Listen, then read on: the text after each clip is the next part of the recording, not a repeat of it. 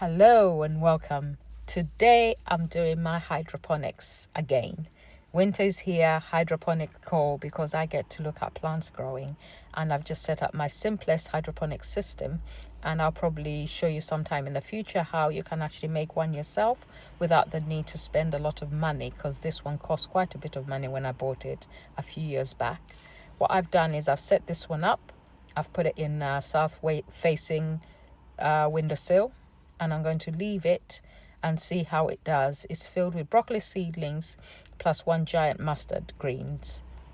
Hopefully they'll do well, and if you wanted you could add an overhead light to make them grow faster.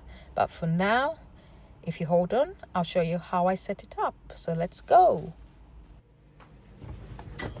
We started by washing the container because it had been sat outside for quite a while, because I had given up on my hydroponics. But every time winter comes round, Stella wants to have the opportunity to have some live plants that she can look at and stroke in order to keep her spirits up. So we had to wash this container, and then I had to fill it with water to the level. I know how many liters there are in there. Once I had that information in place, I was going to add some hydroponic solution, which you can buy. There are lots of different ones, so really and truly it's up to you which one you choose to buy. I transferred some of my little seedlings, my broccoli seedlings, from the main hydroponic garden, which I will show you at the end to see how the pak choy are doing. And this is me adding the hydroponic solution that I needed in order to ensure that these babies will grow.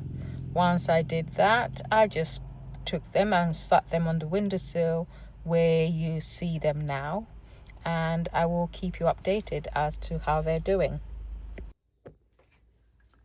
Okay, as you can see, my babies are doing really well. I've actually spread them out using the coffee pods once again to close off these areas and stop the risk of too much algae in the hydroponic solution due to the light.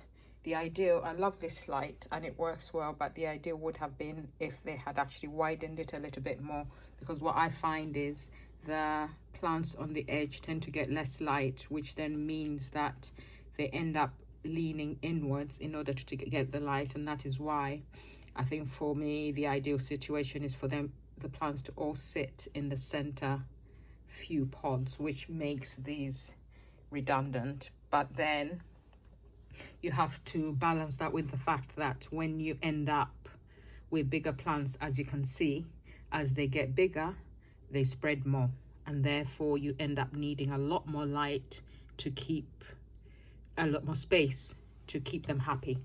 And so this is not a bad thing. In here, I've got some babies which will grow slower, but I won't get rid of them because of the fact that they will ultimately grow once this one is removed. However, in here I put 3 seedlings. I had 2 seedlings I added because the pak choy wasn't growing, and the 2 seedlings I added were of broccoli. So at some point I need to remove these, and these I'll actually put into some soil and put them in the greenhouse outside. They'll be very slow growing, but they will ultimately get there. I'm hoping to improve my chances of the broccoli growing a bit faster and bigger by setting up one of my outdoor front garden beds in a way that will allow me to have a mini greenhouse on top of it, one that will actually be safe even as we get into the windy winter month, because my expectation is soon we'll start getting the heavy strong winds, and the in addition to the heavy strong winds, we tend to get a lot of rain. So my hope is that I'll be sorted with that by then. So for today, I hope you found this information useful, and I'll see you in my next video. Thank you.